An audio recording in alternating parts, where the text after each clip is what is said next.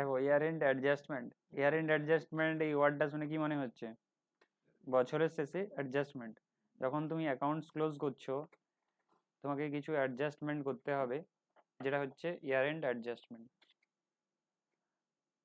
Adjustment মানে কি? কিছু এন্ট্রি পাস করা। অ্যাডজাস্টমেন্ট মানে হচ্ছে কিছু এন্ট্রি পাস করা যাতে কি তুমি অ্যাকাউন্টস কমপ্লিট করতে পারো। প্রথম অ্যাডজাস্টমেন্ট কি আছে? ব্যাড ডেপ্ট। প্রথম অ্যাডজাস্টমেন্ট রয়েছে ব্যাড ডেপ্ট। তোমার যদি ব্যাড ডেপ্ট হয়ে থাকে বছরের শেষে তার জন্য অ্যাডজাস্ট করতে হবে। সারা বছর চলেছে, তোমার কাছে খবর এসে গেছে কি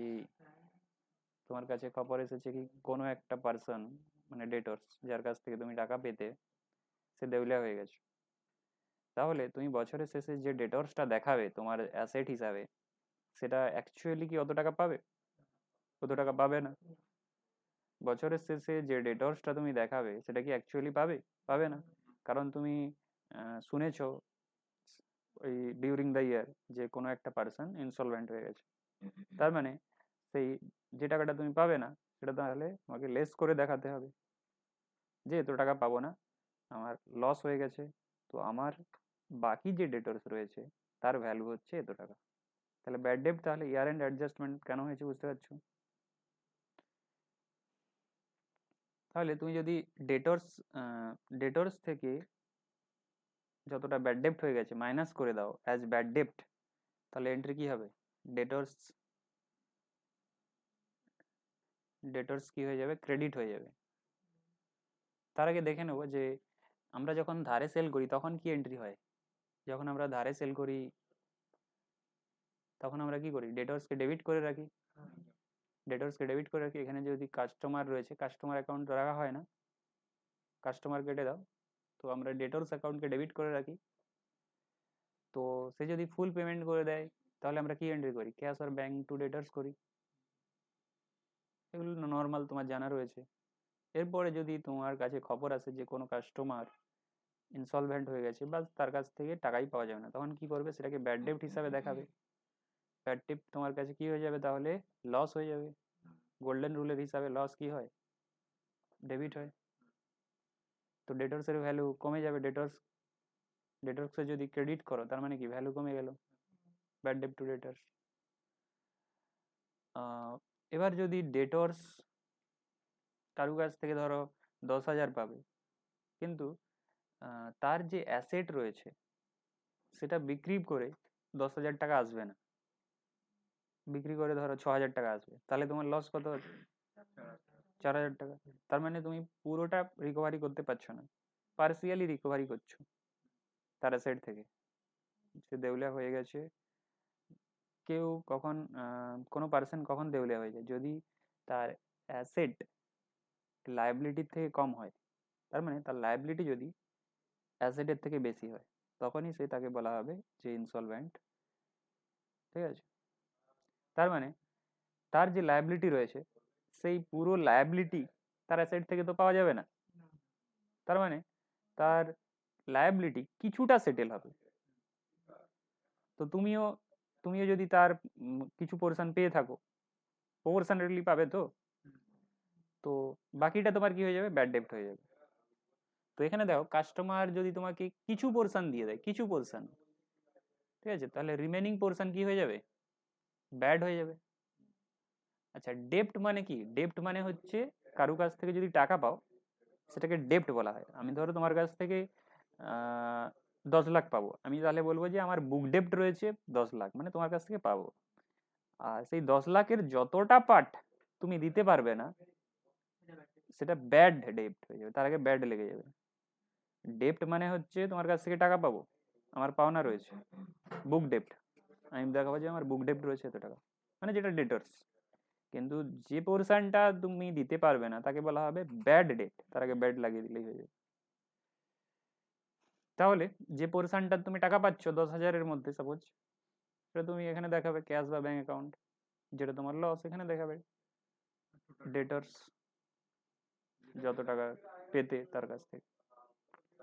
এইবার এই যে ব্যাড ডেটটা তোমার কাছে তো লস, সেই লসটা কোথায় পাঠিয়ে দিতে হবে বছরের শেষে? প্রফিট অ্যান্ড লস অ্যাকাউন্টে।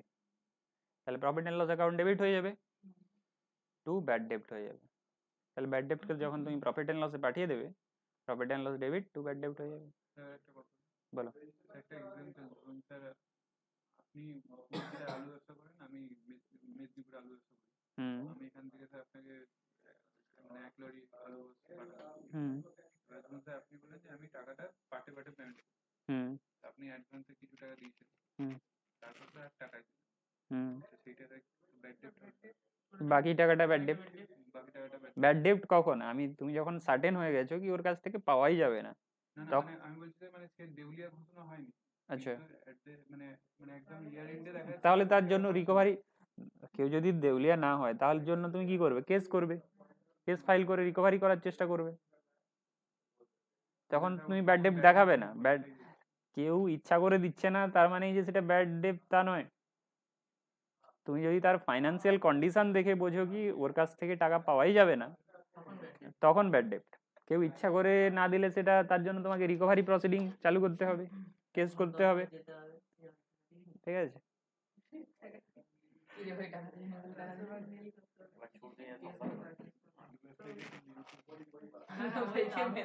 দেখো ব্যাংক যে তোমাদের লোন, সব কথা নয় কথা নয়, ব্যাংক যে লোন দেয়, ব্যাংক তো তোমাদের কাছ থেকে ফের রিকভারিও করে। না দিতে পারলে কি করে? যদি বাইক দাও, বাইক রিকভারি, বাইক নিয়ে চলে যাবে। ধরো লোন নিয়ে বাইক নিয়েছো, তো লোন নিয়ে গাড়ি নিয়েছো, তো গাড়ি নিয়ে চলে যাবে।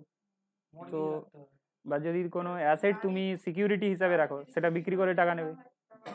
তো এমন সিচুয়েশন আসতে পারে কি তোমার কাছ থেকে ওইসব বিক্রি করেও আর টাকা পাওয়া যাচ্ছে না, মানে পুরোটা রিকভারি হচ্ছে না, যতটা রিকভারি হচ্ছে না সেটা ব্যাড ডেপ্ট। ঠিক আছে?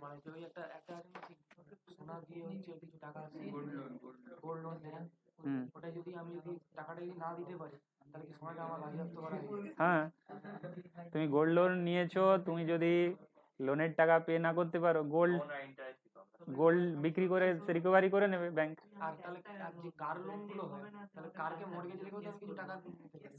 কার লোন নিয়েছো, কথা নয় কথা নয়, কার লোন নিয়েছো, তুমি যদি না লোন রিপে করতে পারো, তোমার কার আবার নিয়ে চলে যাবে। ঠিক আছে? রিপে করে দিলে তাহলে তোমার হলো, যতক্ষণ না রিপে করছো ব্যাংক নিয়ে যেতে পারে, কারণ কারে হাইপোথিকেশন হয়ে থাকে। লেখা থাকবে যে, দেখবে যে গাড়ির পেছনে লেখা থাকে হাইপোথিকেটেড to this bank.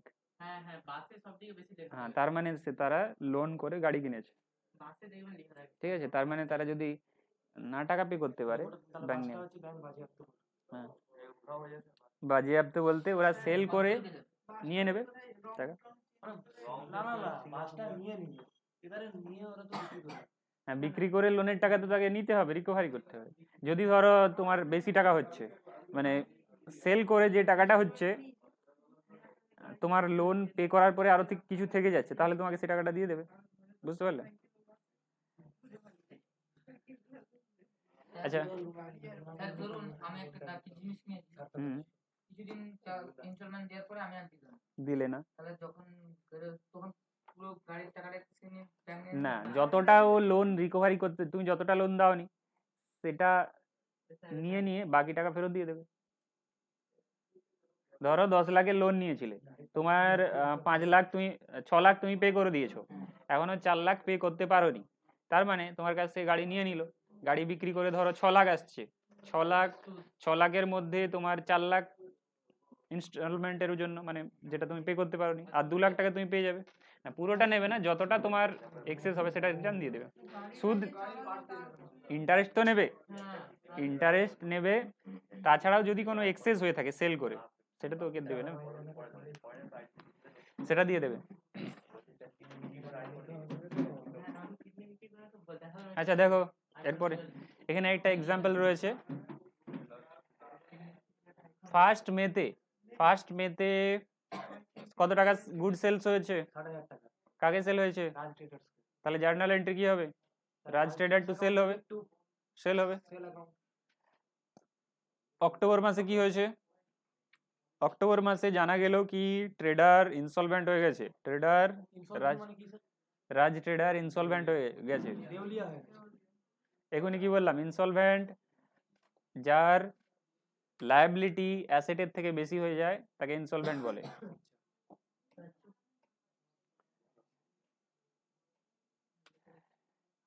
40,000 can be realise, তাহলে কত টাকা সেল করেছিলে, 8,500 কত রিয়েলাইজ হবে, 40,000 40,000, তাহলে ব্যাড ডেপ্ট কত, ঠিক আছে, তাহলে ব্যাড ডেপ্ট 20,000, পাওয়া যাবে 40,000, 60,000 টাকা সেটেল হয়ে গেল। তাহলে insolvent এর বাংলা কোনটা? দেউলিয়া, তুই তো বলছে তো ওরা।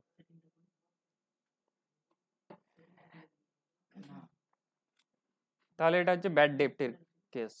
প্রভিশন ফর ব্যাড ডেপ্টের কেস কি, provision for bad ডেপ্ট, provision for bad ডেপ্ট, suppose বছরের শেষ হয়ে গেছে,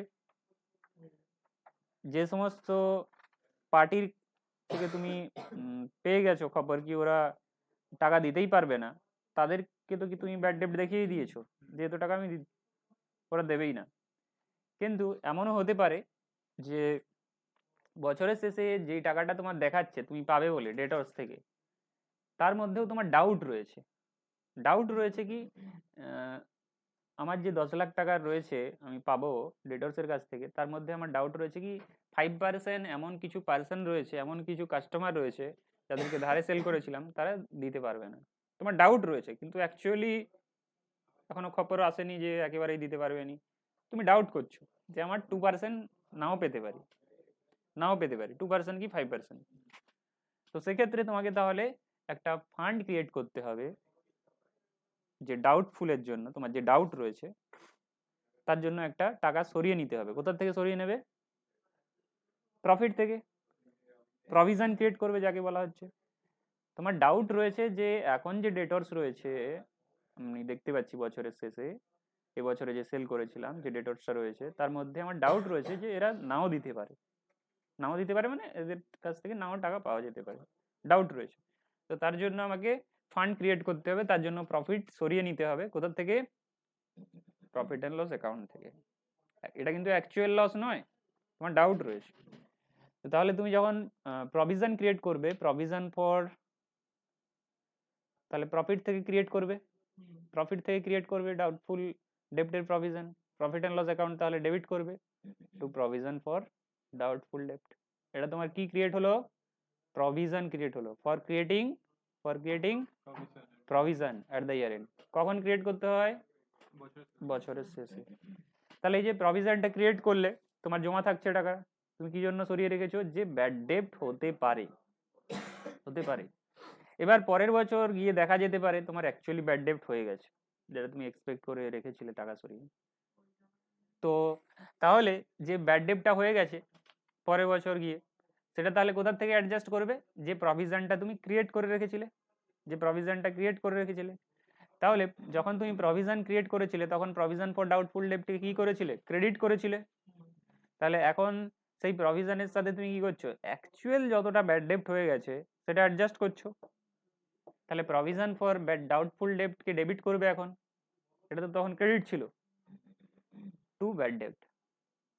তাহলে অ্যাকচুয়ালি তোমার কোনটা প্রথমে হওয়ার কথা, বি, বিটা প্রথমে হওয়ার কথা, এটাকে তুমি প্রথম করো, এটাকে দ্বিতীয় করো।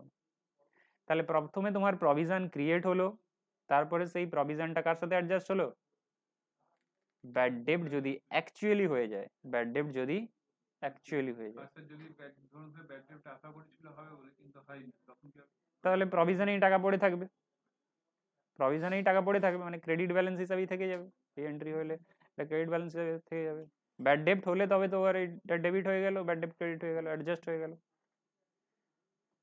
তাহলে আমরা দেখলাম কি যে আমরা যদি প্রভিশন ফর ব্যাড ডেপ্ট অ্যাকাউন্ট করে রাখি তাহলে ব্যাড ডেপ্ট হলে প্রফিট অ্যান্ড লসে আর দেখানোর দরকার হবে না, কারণ আমরা যেহেতু অলরেডি প্রভিশনের জন্য ফান্ড ক্রিয়েট করে রেখে দিয়েছি, মানে ব্যাড ডেপ্টের জন্য প্রভিশন ফর ডাউটফুল ডেপ্ট ক্রিয়েট করে রেখে দিয়েছি, ব্যাড ডেপ্ট হলে কিন্তু আমরা সেখান থেকেই অ্যাডজাস্ট করব, প্রফিট অ্যান্ড লসে দেখাবো না। ঠিক আছে। আর ডেটর্সের ভ্যালু তো কমবে, ব্যাড ডেপ্ট হওয়া মানে কি হয়, ডেটর্সের ভ্যালু কমে যায়, ব্যাড ডেপ্ট কি হয়ে যায়, sundry debtors.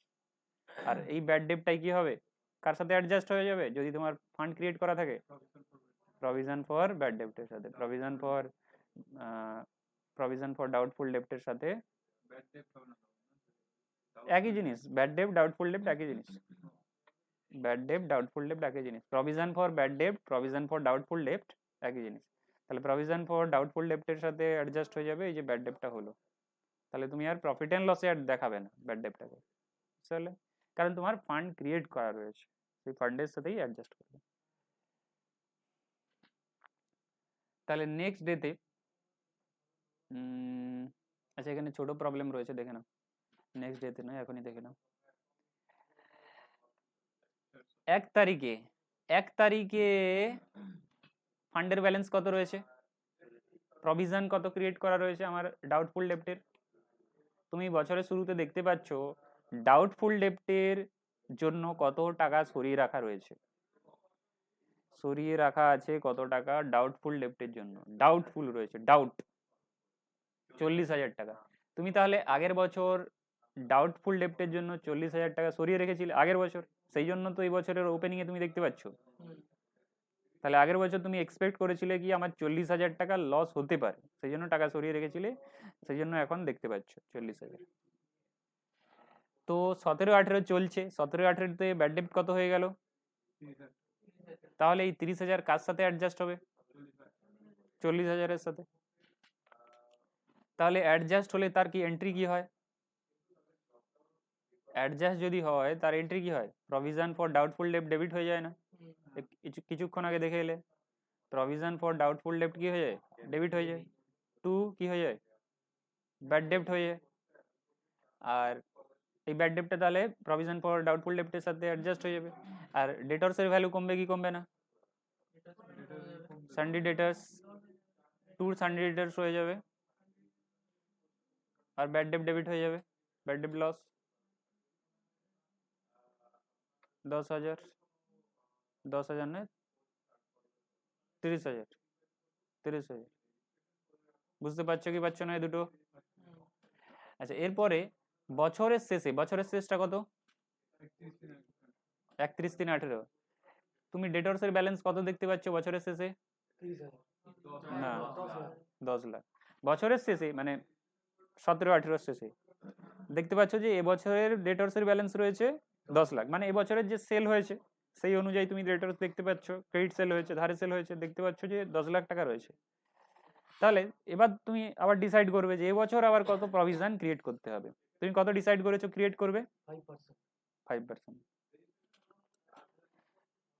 On which provision for doubtful ডেপ্ট 5%, তাহলে এবছর ডিসাইড করেছো কত পার্সেন্ট করবে, 5%। তাহলে তোমার এখন 10 লাখ যদি থাকে, 10 লাখের বছরের শেষে তুমি 10 লাখ দেখছো, তাহলে 5% যদি হয় তাহলে কত ক্রিয়েট করতে হবে, 50,000। তাহলে 17-18 শেষে আবার তোমাকে প্রভিশন ক্রিয়েট করতে হবে 50,000-এর। তাহলে প্রভিশন ক্রিয়েট করলে জার্নাল এন্ট্রি কি হয়, profit and loss account debit, হ্যাঁ পিএল অ্যাকাউন্ট ডেবিট টু কি হয়, টু প্রভিশন ফর ডাউটফুল ডেপ্ট। তাহলে তোমার সব জার্নাল এন্ট্রি জানা হয়ে গেছে ব্যাড ডেপ্ট রিলেটেড। এবার তোমার এখানে বলেছে যে লেজার অ্যাকাউন্ট করো, এখানে কিন্তু জার্নাল কথা বলেনি, জার্নালের কথা বলেনি, বলেছে লেজার অ্যাকাউন্ট বানাতে। তাহলে তুমি কি অ্যাকাউন্ট খুলে দেবে, ব্যাড ডেপ্ট অ্যাকাউন্ট খুলে দেবে আর প্রভিশন ফর ব্যাড ডেপ্ট অ্যাকাউন্ট খুলে দেবে। তাহলে এখানে যে জার্নাল গুলো করলাম তারই পোস্টিং তো আমাদের লেজারে করতে হয়, তো তারই পোস্টিং করো। তাহলে ব্যাড ডেপ্ট টু সানডে ডেটার্স কত, 30,000, এই 30,000 টাকা কার সাথে অ্যাডজাস্ট হবে, কিছুক্ষণ আগে বললাম provision for doubtful ডেপ্ট, provision for doubtful ডেপ্ট two bad ডেপ্ট। তাহলে ব্যাড ডেপ্ট অ্যাকাউন্টে কি লিখতে হবে, provision for by provision for doubtful ডেপ্ট। তোমার অ্যাডজাস্টমেন্টের এন্ট্রি যদি provision for doubtful ডেপ্ট two bad ডেপ্ট হয়, provision for doubtful ডেপ্ট two bad ডেপ্ট, তো ব্যাড ডেপ্ট অ্যাকাউন্টে কি পোস্ট করবে, বাই প্রভিশন ফর ডাউটফুল ডেপ্ট, ওটাই তো রয়েছে। তাহলে দেখো ইকুয়াল হয়ে গেছে বোথ সাইড, তার মানে ব্যাড ডেপ্ট অ্যাকাউন্ট ক্লোজ, 30,000 ব্যাড ডেপ্ট হয়েছে আর সেটা অ্যাডজাস্ট করে দিয়েছো প্রভিশনের সাথে। তাহলে এরই রিভার্স এন্ট্রি, এরই রিভার্স এন্ট্রি দেখো, তাহলে প্রভিশন ফর ডাউটফুল ডেপ্টে কি লিখতে হবে, two bad ডেপ্ট,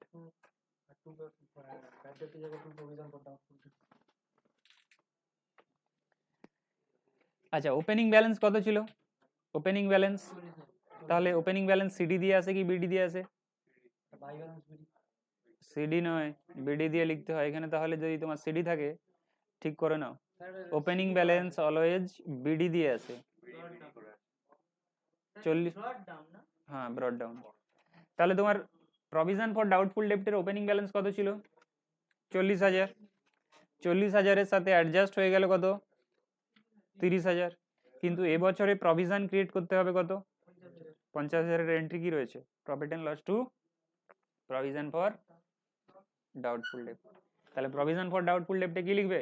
by profit and loss account. তাহলে তুমি এবছরের শেষে প্রভিশন ফান্ডের ব্যালেন্স কত দেখতে পাবে অ্যাকাউন্ট ক্লোজ করলে? অ্যাকাউন্ট ক্লোজ করলে তাহলে আগের টোটাল দেখতে পাবে 60,000।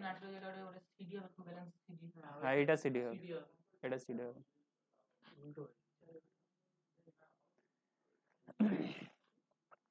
বুঝতে পারলে কি পারলে না? চলো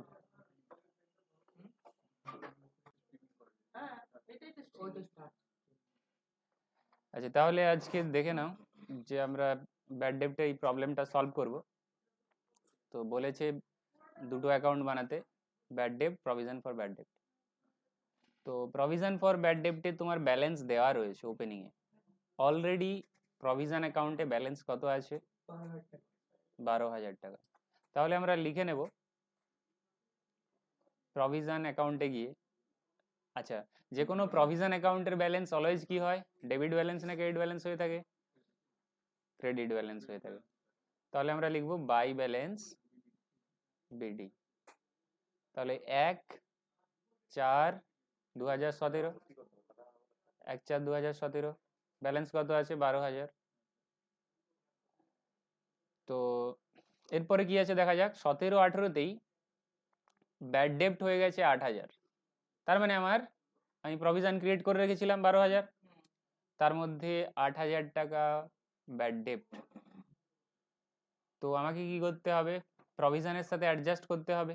আর আমরা তোমাকে দেখিয়ে দিয়েছি যে প্রভিশন মেথডে অ্যাডজাস্টমেন্টের এন্ট্রি কি হয়ে থাকে, যে প্রভিশন ফর ব্যাড ডেপ্ট two bad ডেপ্ট, provision for bad ডেপ্ট বা provision for doubtful ডেপ্ট two bad ডেপ্ট। তাহলে তুমি কোন অ্যাকাউন্টে লিখছো এখন? যে কোনো অ্যাকাউন্টে লেখো। যে প্রভিশন ফর ডাউটফুল ডেপ্টে তাহলে কি লিখবে? টু ব্যাড ডেপ্ট লিখবে। টু ব্যাড ডেপ্ট, টু ব্যাড ডেপ্ট 8,000 টাকা। তো যেহেতু আমরা জানি যে এটা ইয়ার এন্ড অ্যাডজাস্টমেন্ট, এটা তো ইয়ার এন্ড অ্যাডজাস্টমেন্ট, তাহলে বছরের শেষ ডেট দেবো 31/3/2018। তোমাদের যেটা আছে করবে। আমার এখানে 18 হবে, কারণ 17-তে ওপেনিংয়ে ছিল ব্যালেন্স। অ্যাডজাস্টমেন্টটা হবে 31 March 2018। আচ্ছা তাহলে ব্যাড ডেপ্ট অ্যাকাউন্টে গিয়ে কি লিখবো? বাই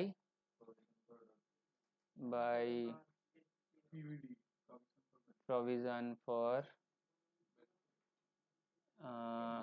আচ্ছা ডাউটফুল লিখেছি তো ডাউটফুলই লেখা যাক। হ্যাঁ কারণ এখানে আমার ডাউটফুল আছে না। তো কত আছে? 8,000। তাহলে অ্যাডজাস্ট করছি আমি, কিন্তু আমার ব্যাড ডেপ্ট কত হয়েছে বলেছে? কত বলেছে? ব্যাড ডেপ্ট হয়েছে 12,000 টাকার ব্যাড ডেপ্ট বলেছে। 8,000 টাকারই ব্যাড ডেপ্ট। তাহলে ব্যাড ডেপ্টের আরেকটা এন্ট্রি, এটা তো অ্যাডজাস্টমেন্টের এন্ট্রি। অ্যাডজাস্ট করার আগের এন্ট্রি কি আছে? এটা তো অ্যাডজাস্টের এন্ট্রি। অ্যাডজাস্ট করার আগের এন্ট্রি রয়েছে ব্যাড ডেপ্ট টু ডেটার্স। তাহলে ব্যাড ডেপ্টে আমরা কি লিখবো? টু ডেটার্স 8,000 টাকা। তাহলে দেখো তোমার ব্যাড ডেপ্ট অ্যাকাউন্ট কিন্তু ক্লোজ হয়ে যাবে, কারণ বোথ সাইড ইকুয়াল, এতে কোনো সিডি থাকে না, বিডি থাকে না, ইকুয়াল।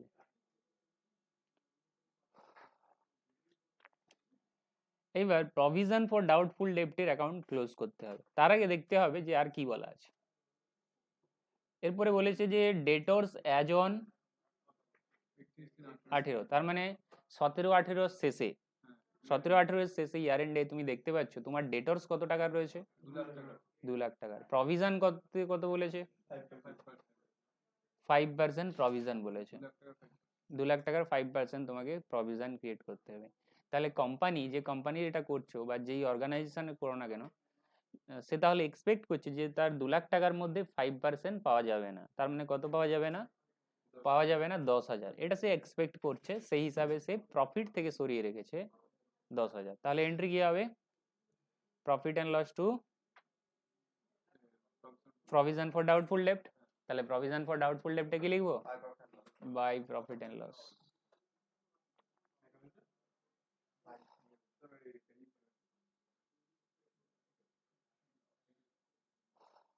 ডেট কি আছে, 31/3/18, কত টাকা, 2 লাখ টাকার 5%,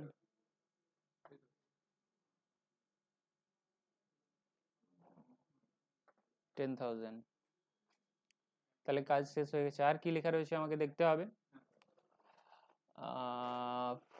মেইনটেইন অন ইট, মানে 18-19 এ মেইনটেইন। আচ্ছা এখানে 5% 5% মেনটেন করতে হবে। আচ্ছা এখানে লেখা রয়েছে মেনটেন করতে হবে, এটা ওয়ার্ডটা ঠিক করে দেখো, মেনটেন করতে হবে, 5% মেনটেন করতে হবে, 5% মেনটেন করতে হবে আলাদা, 5% ক্রিয়েট করতে হবে আলাদা। 5% মেনটেন করতে মানে যেমন ক্লোজিং ব্যালেন্সটা 5%ই হয়ে থাকে 2 লাখের, 5% ক্রিয়েট করতে হবে আলাদা, মেনটেন করতে হবে আলাদা। এটা তাহলে কতটা ক্রিয়েট করতে হবে সেটা ব্যালেন্স করে পাবে, কিন্তু যেটা ব্যালেন্স সিডিটা থাকবে সেই ব্যালেন্স সিডিটা যেন 10,000ই হয়, মেনটেন করতে হবে। তার মানে তোমার সিডি বলে দেওয়া রয়েছে, তোমার তাহলে কোনটা বলে দেওয়া আছে, টু ব্যালেন্স সিডি বলে দেওয়া আছে, যেটা হচ্ছে 2 লাখের 5% যেন থাকে। তার মানে 10,000 যেন প্রভিশন ফর ডাউটফুল ডেপ্টের ব্যালেন্স থাকে, 10,000 যেন প্রভিশন ফর ডাউটফুল ডেপ্টের ব্যালেন্স থাকে। তার মানে তোমাকে প্রফিট থেকে কতটা ক্রিয়েট করতে হবে প্রভিশনের জন্য, ট্রান্সফার করতে হবে, সেটা তাহলে কি করে পাবে, ব্যালেন্স করে পাবে, ব্যালেন্স করে পারো, বের করো। 22,000 নয়, এটা তো ডিলিট হয়ে যাবে বললাম, এটা ব্যালেন্স করে বের করতে হবে।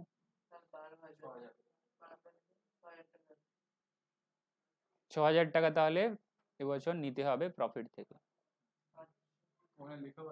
হ্যাঁ, ট্রান্সফার ফ্রম, তাহলে ট্রান্সফার ফ্রম পিএল।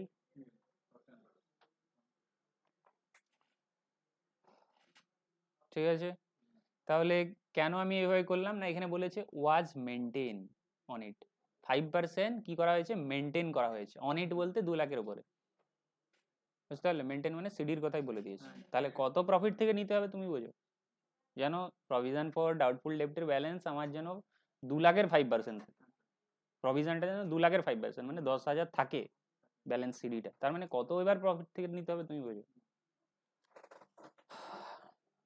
এটা তাহলে 1 বছর হয়ে গেল, আরো 1 বছর বলেছে, তারপরে 18-19 কি হয়েছে, ব্যাড ডেপ্ট হয়ে গেছে আবার 6,000।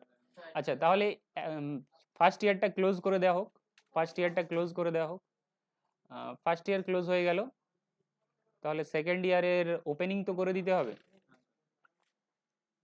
সেকেন্ড ইয়ারের ওপেনিং তো করে দিতে হবে, তাহলে ওপেনিং কি লিখবে, বাই ব্যালেন্স বিডি 1, এটা তাহলে ক্লোজিং ছিল 1/4/2019, 1/4/2019। হ্যাঁ, তোমার লেজার অ্যাকাউন্ট এরকম চলতেই থাকবে, এটা তো 17-18 হচ্ছিল, এবার তো 18-19 চলছে, এটা তো 1 বছর কমপ্লিট হয়ে গেল, এটা সেকেন্ড ইয়ার এবার মানে আপনি এখান থেকে লাইন। আচ্ছা তুমি বলতে চাইছো ক্লোজ করে, তুমি আলাদা করে নেবে তো,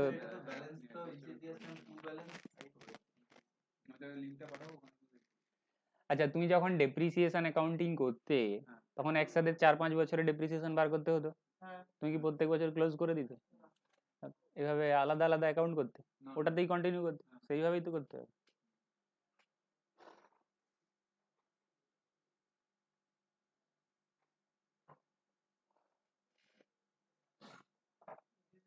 তাহলে 10,000 নিয়ে নাও।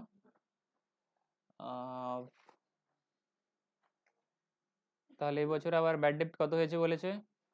6,000। 6,000। এন্ট্রি কি হবে? একবার ব্যাড ডেপ্টের এন্ট্রি হবে আর একবার ব্যাড ডেপ্ট অ্যাডজাস্টমেন্টের এন্ট্রি হবে। ব্যাড ডেপ্টের এন্ট্রি বলো, ব্যাড ডেপ্টের এন্ট্রি বলো। দুটো এন্ট্রি হয়, ব্যাড ডেপ্ট টু ডেটার্স 31/3/2019। টু ডেটার্স কত হবে? 6,000 টাকা। আর সেটা কার সাথে অ্যাডজাস্ট হয়ে যাবে? প্রভিশনের সাথে।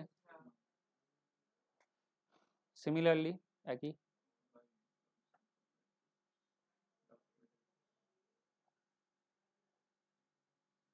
$6,000।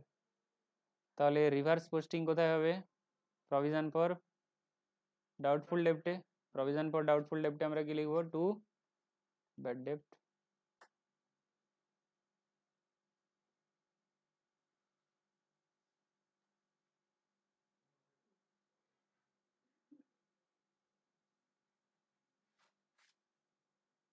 কোন ডেটে? ইয়ার এন্ডে 31/3/2019। 20 হবে স্যার। 19 না, হ্যাঁ 20, ঠিক। 19/20-তে 20 হবে।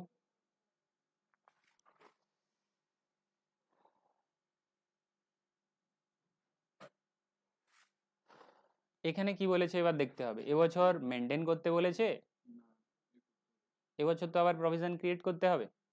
এবছর কি বলেছে? মেনটেন করতে বলেছে না ক্রিয়েট করতে বলেছে? 8%। তাহলে ডেটরসের ভ্যালু দেখো কত আছে এবছরে। সেকেন্ড ইয়ারে ডেটরসের ভ্যালু কত আছে? 1,20,000। তাহলে এবছর 1,20,000-র ওপরে মেনটেন করতে হবে 8%। তার মানে কত? এবছরে প্রভিশন যেটা থাকবে সেটা তাহলে কত হবে? সিডিটা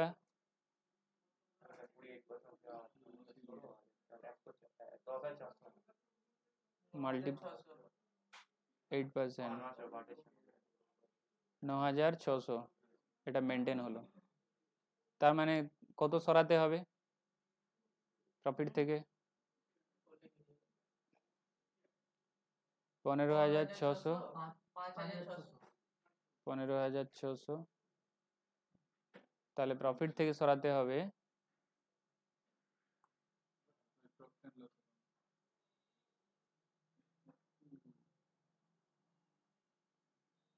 ট্রান্সফার ফ্রম 5,600। এইভাবে চলতে থাকবে। তাহলে এখানেই তোমার ব্যাড ডেপ্ট অ্যাকাউন্টিং কমপ্লিট হলো।